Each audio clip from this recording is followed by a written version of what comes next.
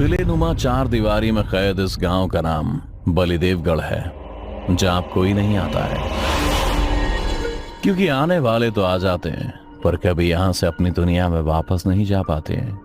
कहते हैं कुछ साल पहले पास के गांव में एक आदमी बलदेवगढ़ के केंद्र में बसे राजा बलदेव की हवेली तक पहुंच गया था और वापस निकल अपने घर भी आ गया। उसकी हिम्मत को देख मन ही मन गांव वालों ने भी मन बना लिया कि वो भी जाकर देखेंगे कि आखिर बलदेवगढ़ में क्या राज छिपा है। क्या पता कहीं राजा महाराजाओं का खजाना ही मिल जाए। लेकिन उसी रात उस आदमी के घर में कुछ ऐसा हुआ कि 7 लोगों का पूरा परिवार खत्म हो गया और वो खुद ऐसे सदमे में गया कि सालों से उस किले के मुख्य द्वार के पास बदहवास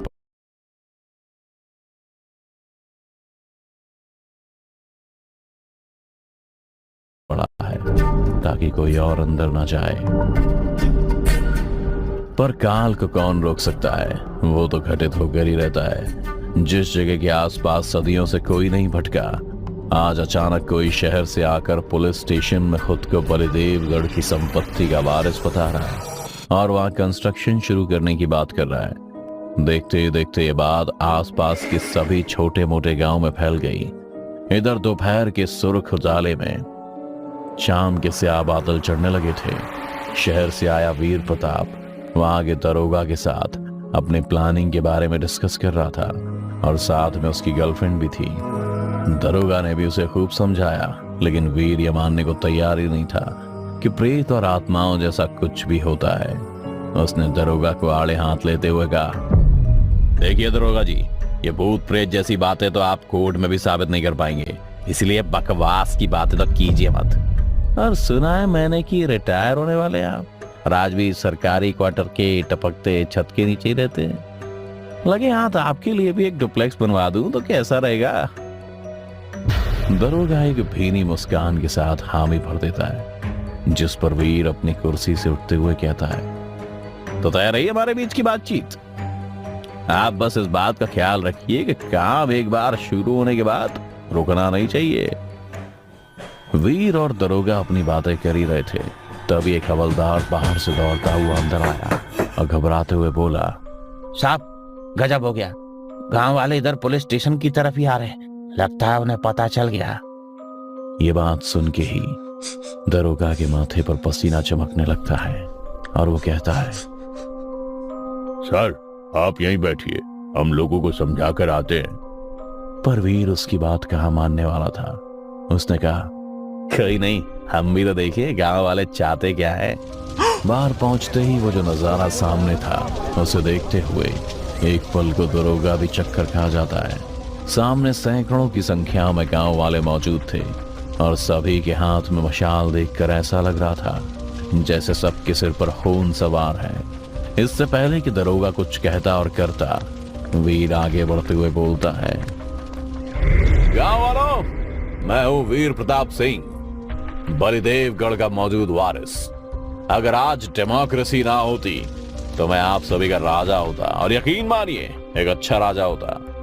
लेकिन अब राजतंत्र नहीं रहा, प्रजातंत्र है। लेकिन बलिदेवगढ़ अभी भी मेरा ही है, जिसके बीच में अगर आप दखल देंगे तो आप गिरफ्तार भी हो सकते हैं। वीर की इतना कहते ही गांव वाले सकपका गए, आपस में एक दूसरे से कानाफूसी करने लगे। अब हम क्या करेंगे, अरे रोके कैसे नहीं, कहीं अनामिका जाग गई तो गजब हो जाएगा। वीर की ये बात सुन गांव वाले ऐसे फुसफुसाए जैसे वीर सच में कोई राजा और उसने प्रजा को जान से खत्म करने का ऐलान कर दिया हो। गांव वाले की इस भनभनाहट के बीच से एक बूढ़ी औरत छड़ी के सहारे चलते हुए आगे निकली और बोली, तू बलदेवगढ़ राज परिवार का वारिस है तो क्या अनामिका के बारे में नहीं जानता? सोच क्या रहा है? वही राजकुमारी अनामिका जिसके कहर से तेरा खानदान राजा से रंक बन गया। बात आज से 150 साल पहले की है, जहां बलदेव प्रताप सिंह यहाँ का राजा हुआ करता था। उनकी 2 संतानें थीं, पर अलग अलग रानियों से, राजकुमारी अनामिका और राजकुमार भैरव। भैरव शास्त्र से लेकर शस्त्र हर कला में माहिर था, तो राजकुमारी अनामिका सुंदरता के साथ साथ हर विद्या में भैरव से एक कदम आगे थी। इसलिए आगे चलकर महाराजा बलिदेव ने राज्य की बागडोर राजकुमारी अनामिका के हाथ में देने का तय किया। पर भैरव ये बर्दाश्त नहीं कर पाया और उसने राजकुमारी के साथ साथ महाराज बलिदेव को भी खत्म कर दिया और खुद महाराज बन बैठा। फिर बलिदेव की प्रजा पर अपनी मनमानी करने लगा और न जाने कितने ही प्रजा को मौत के घाट उतार दिया। पर राजकुमारी अनामिका की आत्मा ने यह सब कुछ ज्यादा दिन नहीं चलने दिया। उसके कहर से पूरा बलिदेवगढ़ कांप गया और भैरव पागल हो गया।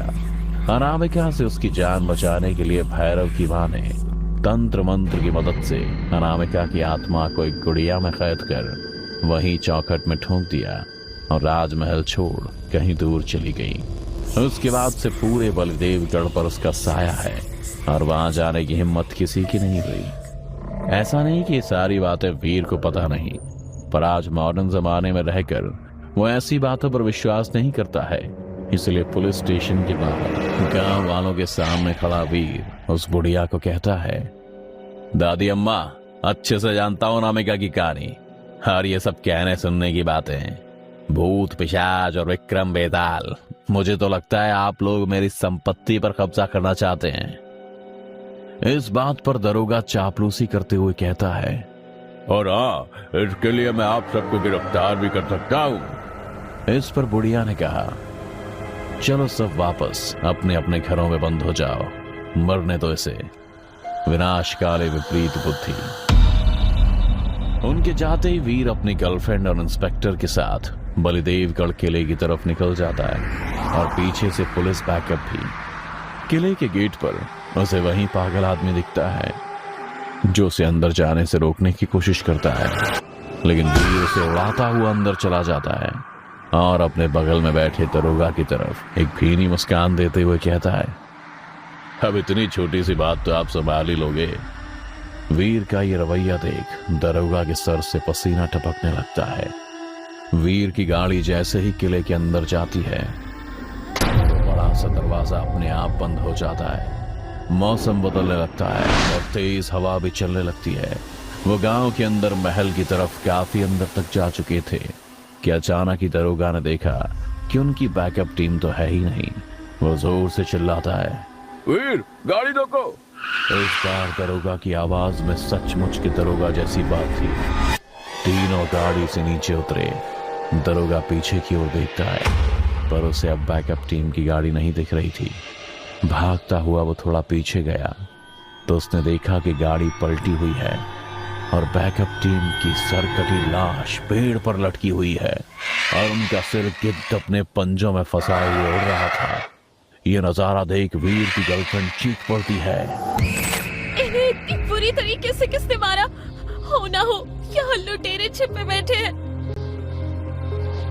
इस बात पर इंस्पेक्टर बोलता है, लुटेरे नहीं, अनामिका, मुझे यहाँ नहीं आना चाहिए था।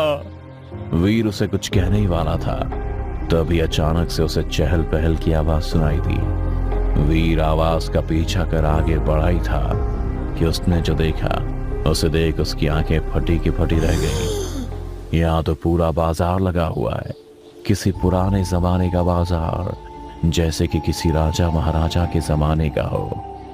उन्हें देख कहता है, मुझे तो लगा ही था कि यहाँ कोई कब्जा करके बैठा है, अब भूत की कहानी बना के लोगों को यहाँ से दूर रखता है। इतने में दो आदमी सामने से बात करते हुए आते हैं। इससे पहले कि वीर उससे कुछ कहता, वो दोनों आदमी वीर के जिस्म में से किसी आत्मा की तरह गुजर जाते हैं। असल में ये सब उन्हीं की आत्मा है जिनकी जान आज से 150 साल पहले गई थी।